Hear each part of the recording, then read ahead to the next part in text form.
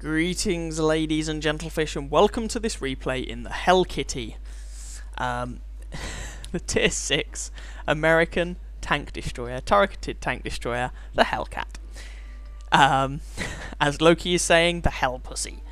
Anyway, now some of you might be sitting there thinking, oh look, what a surprise. It's a game where an experienced player goes and clubs those seals in his favourite seal clubbing machine, the Hellcat, as a lot of other players do. Well, not really.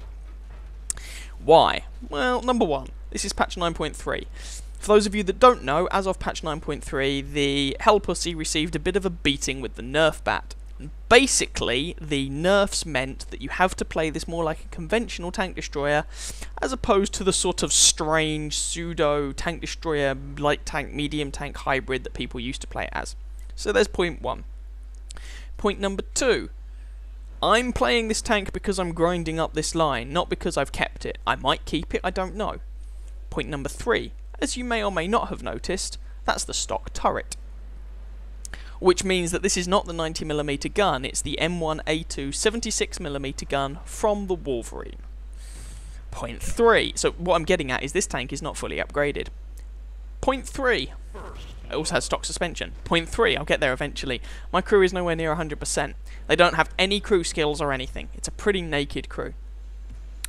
The one thing that's in my favour is that this is only a tier 6 game.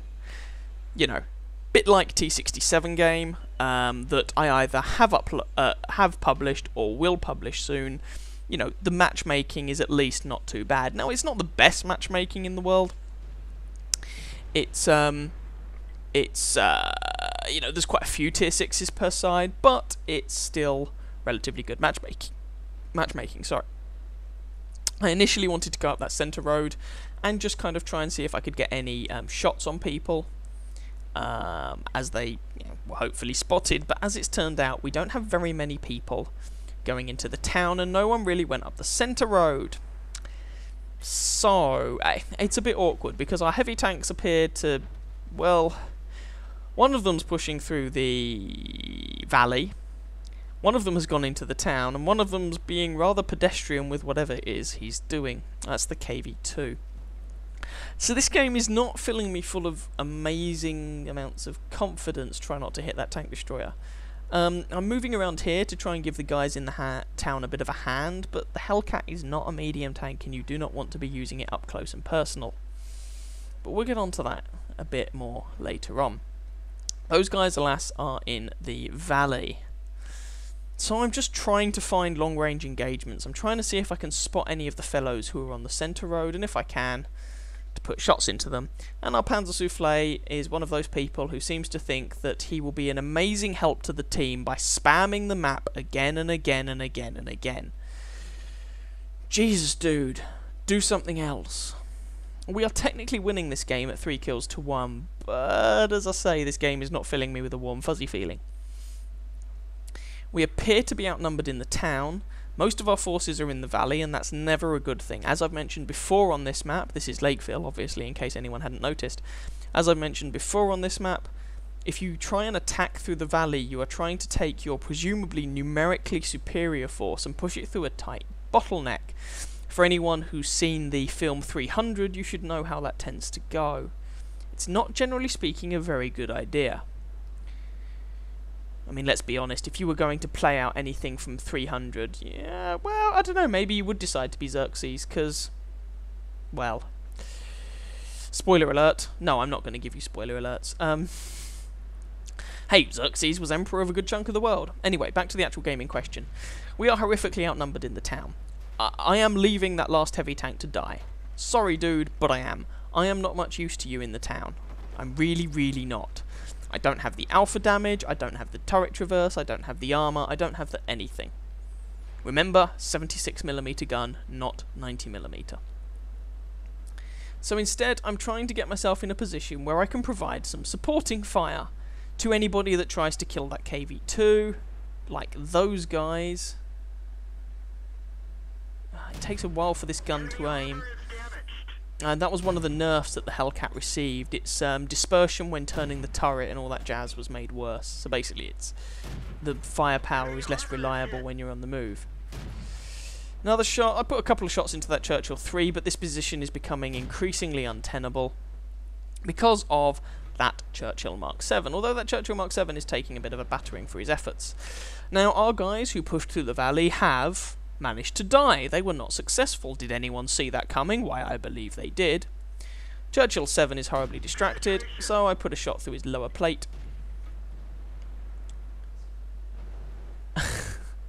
As Loki just happily reminded me, his lower flump plate.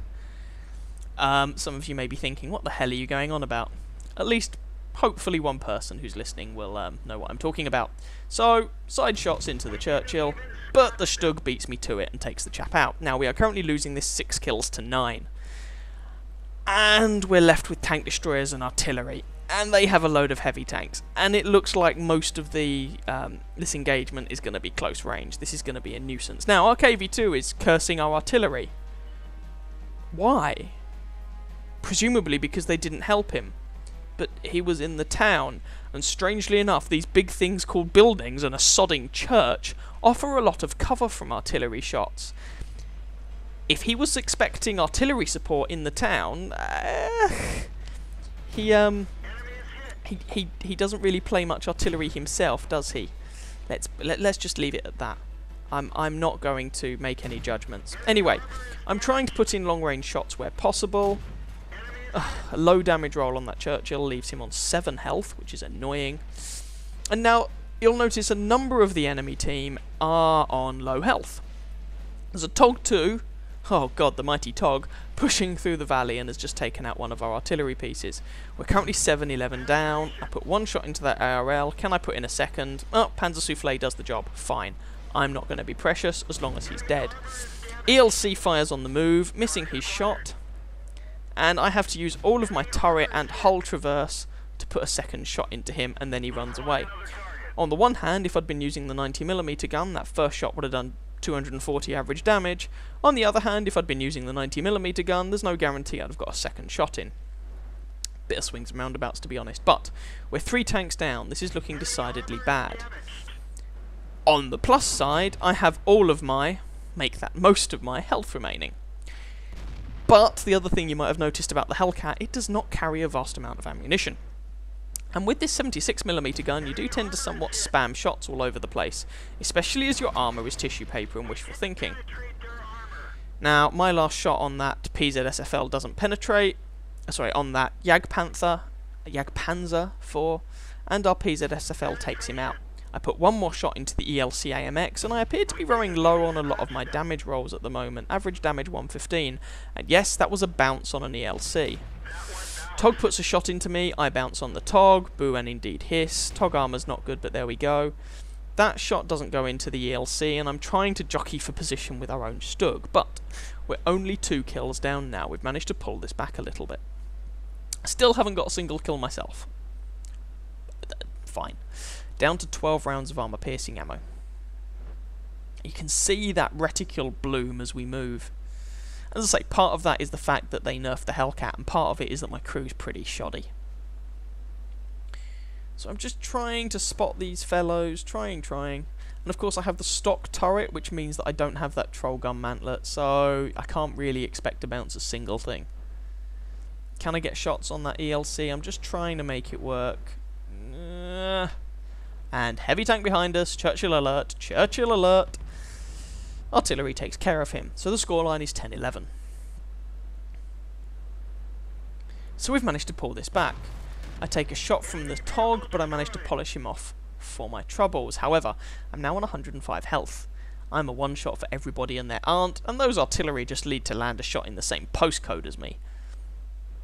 With the armour, or lack thereof, of this tank, and I'm going to go away. So, you know, we're just trying to... The thing is, if this ELC gets away, that's another tank that we're going to have to worry about. If this ELC doesn't get away, the enemy only has artillery left. And that means that it's myself and 2 other tank destroyers versus 3 artillery pieces. But the Stug is on 74 health. I'm A, on only just over 100 health, and B, made of tissue paper, wishful thinking, and fairy wings. And the Panzer Soufflé is made of tissue paper, wishful thinking, fairy wings, and also on low health. So those artillery are problematic. Now, the PZSFL is saying, advance up the valley, and yeah, I am trying to do that, but dodgy crew and the traverse of this tank means that it manoeuvres approximately as efficiently as the Titanic. And of course, bear in mind, this is boggy terrain. So, we're all trying to move up, and I'm hoping, and I think I'm going to say it in chat, I'm hoping that these tank destroyers are patient, and they wait around for me to go over there and help them. So, yeah, random teams. You remember those random teams, right? And how reliable they are? Yeah, that one. Okay, so that's 2 of us versus these 3 full health artillery, and oh Christ, there's a bishop. Alright, first shot misses.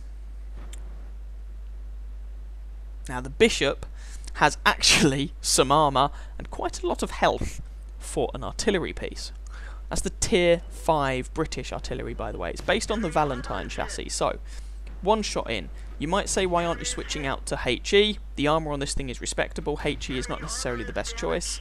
And I was expecting this guy to kill me, but I managed to put in that last shot to take him out. But we lost our other tank destroyer. So it's just me versus 2 Guerrillas. As I say, they just need to put a nice big high explosive round, you know, somewhere in my neighbourhood. And now I need to kill both of them. This is a dicey situation and I don't like it, but here are my thought processes. Okay, these guys only need to put a shot near me and I'm dead. So, what are my options? 1. Disengage, go somewhere else and attack from a different direction. Well, that uses up time and there's only just under 4 minutes of this match left. Although it would be a viable option, but I'm not sure I'm going to find a better engagement than the one I'm currently in. Why is that, you might think? This doesn't look like a good engagement. Well, let's just have a look at what I've actually got to work with for the moment. Now, there are the corpses of 5 of my allies in this position. Which doesn't sound very good, does it? Let's be honest. But it means that they provide cover. Now, the enemy artillery, well, there's one who's been spotted, are over here. There's one, and the second one is likely in a similar location, or also up this end of the map. What does this mean? Well, this means that they're relatively close to my position, i.e., they're going to be effectively direct firing at me. I'm not far enough away for their shell arc to go all the way up and all the way down, if that makes sense. So I don't have to worry too much about them landing shots straight on my head. All I need to do is make sure that there's cover between me and them. Okay, the other thing that's working in my favour is that those artillery pieces are likely going to be slightly below me, so not only are they going to be direct firing me, they're going to be direct firing me from below. Which means, and I say this as somebody who has played artillery myself, it means that actually, if I can hide behind these dead teammates, I'm actually in really, really good cover, despite the fact that, you know, Grilla firing 15 centimetre high explosive shells is going to have a big splash radius. I've actually got a lot of cover to work with. So actually, this is a pretty good position to engage these guys from, assuming both of the artillery are over here, and I think they probably are. Now, these artillery are not to be underestimated. They may not be platooned, but between the 2 of them, they have 5 kills, which is not something to be sniffed at. So, going to try and play this cautiously. The other thing worth bearing in mind, of course, my regular armor piercing ammo does 115 average damage. That means, on average, I need to penetrate each one of these artillery pieces 3 times, assuming they're on full health, to kill them. My high explosive ammo does 185 average damage, making it 2 penetrations. Now, of course, you've got the issue of whether or not you can actually penetrate, but we'll get onto that in a second. So, back to the game. There is a Grilla. I take a shot at him, I don't bother aiming, and oh look, the other Grilla has been spotted on 26 health. Now, important to note here, if I can remember what it is I was going to say. I've put 1 shot into the Grilla, putting him on 134 health. This means the Grilla on lower health I can kill with whatever ammo choice I choose. The second guy on higher health is a 2 shot for armor piercing, but if I can get a penetrating hit with my HE, a one-shot. If my HE round hits but doesn't penetrate, it will probably do enough damage to make it a reliable one-shot for my armor-piercing ammo, so against the guy on more health, I might as well try high explosive. There's no reason for me not to. So, and as you just saw there, that griller fired, and his shot went into these bits of enemy detritus, sorry, friendly detritus that are strewn across the battlefield. So, I would like to highlight here, this is one of the advantages of playing every tank type in the game. It means you know the strengths and the weaknesses of every tank type in the game, and as I mentioned before, I know that the shot that those two artillery players are faced with, if they do not reposition and the griller is not very fast, or it's a bit sluggish so it would take them a while to reposition, the shot that they are each faced with is actually really quite difficult to make. So, let's keep going. So I stick with armor piercing, and I'm going to try and concentrate on the guy who is on lower health. I know the other fellow has already fired. Oh no, I switched to high explosive apparently. Because if I can just hit the guy on lower health, I can probably kill him with one shot reliably anyway. Now, there we go. I don't wait for the reticule to aim. I want to make sure he does not have time to aim at me. Artillery, reload time is bad. Aiming time is also very bad. Take advantage of that. That just leaves the last remaining artillery piece. I have 2 rounds of high explosive left. And then I'm on to armor piercing. The Stug in chat is saying, move! Dude, shut up. I know what I'm doing. So, have a blind shot. Well, not a blind shot, but a not very aimed shot at that griller. Get a bit lucky and kill him in one shot. Voila. And that's the game. Just before the 3-minute mark. Killed him. 5 kills. Something like 2,000 damage. In a tier 6 game. First class mastery. Pascucci's medal. High caliber. With a crappy crew. A not upgraded tank. Hence using the small gun. Dodgy team. Etc, etc, etc. With a nerfed tank as well. Now, if I'd stayed with firing armor piercing right at the end, and I'd have got lucky, and that shot had connected, I probably wouldn't have killed him. That was why I fired high explosive, and it worked out for the best in the end. Now, not only did that high explosive shot have to connect, realistically it had to hit him in the gun shield in order to penetrate and do full damage rather than the main body of the tank. I took the risk, it paid off, we got the win. That was a rather tense game at the time. Anyway, I hope you guys enjoyed that game. And can see that even if you're, you know, not fully upgraded and you've got a whole bunch of things working against you, you can still pull a win out of the bag, preferably providing, that you know the strengths and weaknesses of your machine, you know the strengths and weaknesses of what you're facing, and, you know, you keep a cool head, you have an idea, a plan of what you're going to do, stick to that plan, and a little bit of luck doesn't go amiss. So I hope you guys enjoyed that game. If you did, please feel free to catch some of my other videos and or subscribe to my channel, and I wish you very happy hunting on that battlefield. Ciao ciao.